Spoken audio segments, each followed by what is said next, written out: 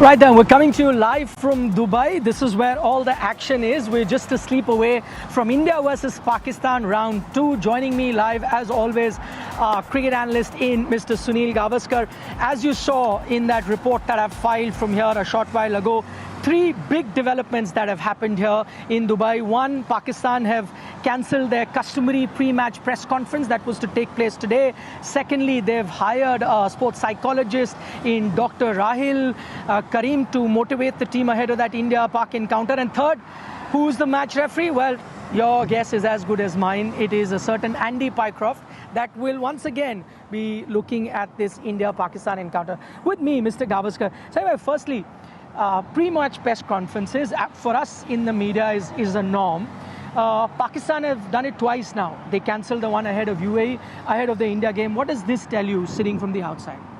Well, I don't know what the thinking behind that is, but as far as I know, I thought that was mandatory. That's correct. That it is, and then if the teams don't do it, I don't know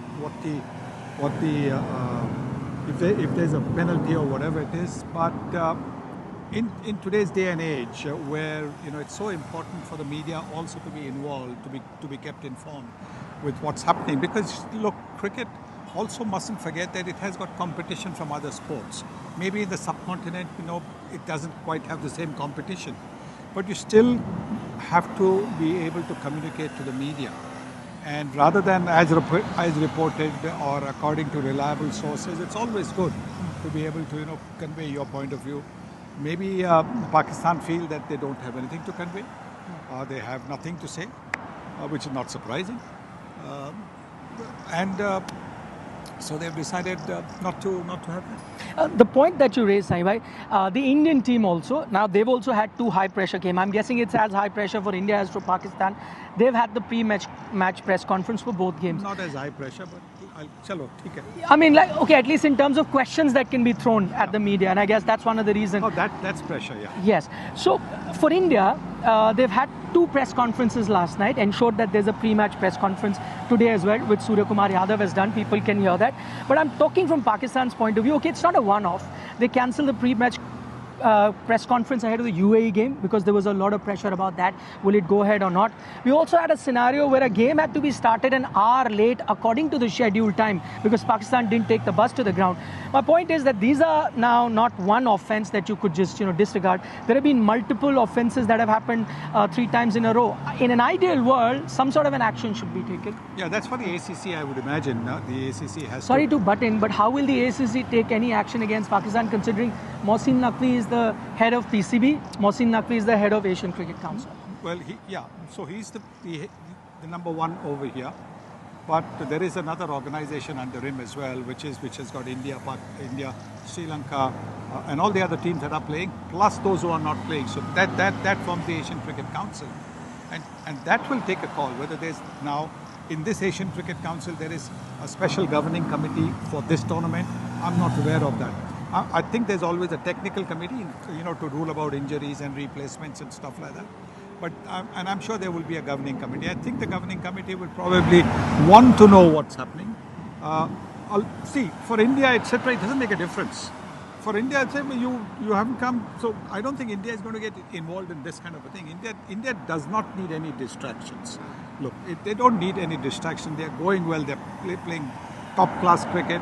They don't want to get involved in that. So maybe it could be something where, in case there is something in the rule book saying that you have to be there, and if you're not there, maybe from the future onwards, and if you're not there, a point is deducted or something like that from your table, might be the way forward.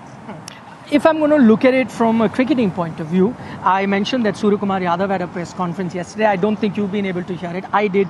It was one of the most hilarious press conferences. He was asked about India, Pakistan, no handshake, everything. But he addressed every question if I could say, in Rohit Sharma style, very casually, just as he did at the toss also, where he forgot the name of which player. My point is, here you have an Indian captain who looked very relaxed, was sharing multiple jokes in the same press conference where tough questions was asked.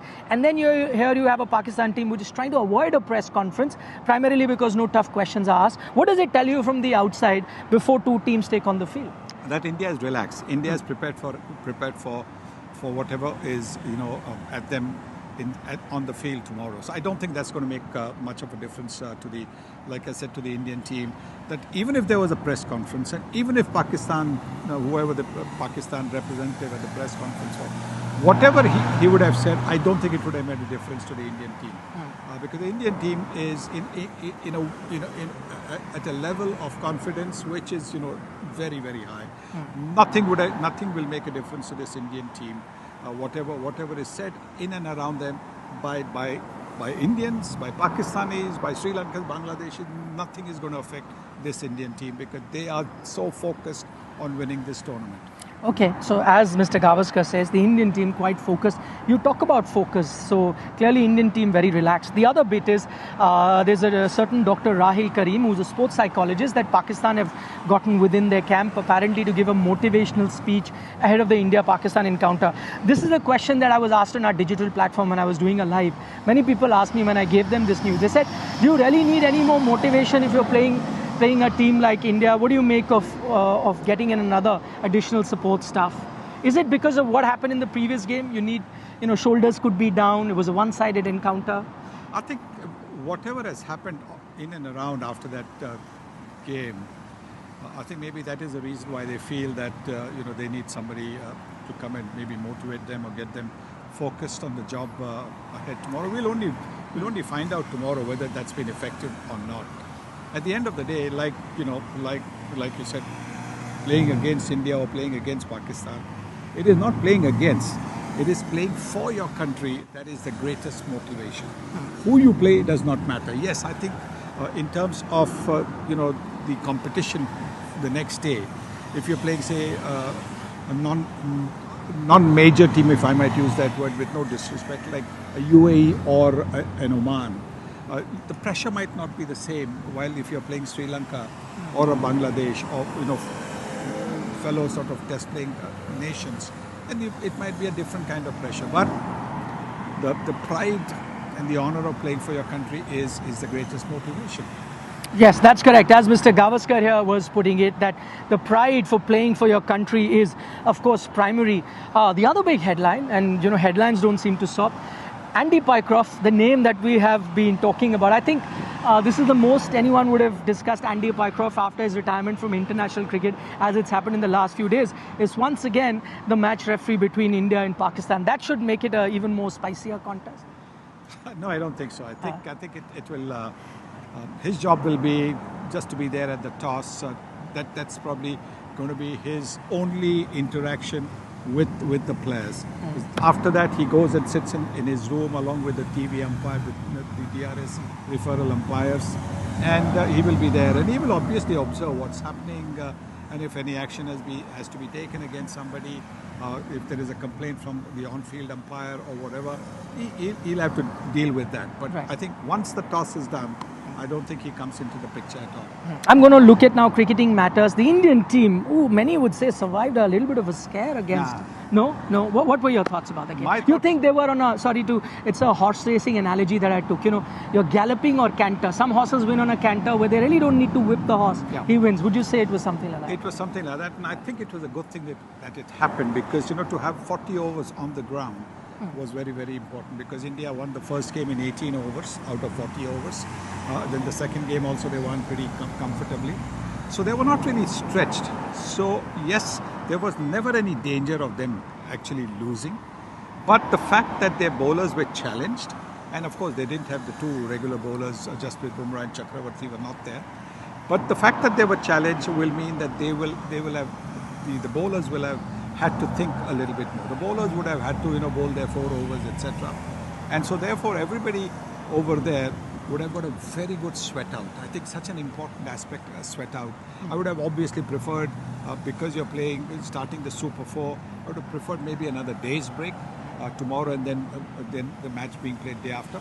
But obviously you've got to take into account that it's a holiday tomorrow, big viewership, big people at the ground. Even at Abu Dhabi for the India-Oman game, it was a sizable crowd. And it just tells you what India brings to the table. But people keep on talking about why India should get so much, etc. Look what India brings. Apart from what India gives, that's another matter. But look what it brings also to the table. Okay, finally, before we let you go, Sunny, in terms of now that India made too many changes in the Oman game, you go back to that India-Pakistan 11, or maybe is there a place for bringing another bowler because, death overs were a bit expensive. With the new ball, you're not picking up too many wickets, or you think, no, that was fine. Batting till number 8 and your 3 spinners and 1 fast bowler and all-rounder in Hardik.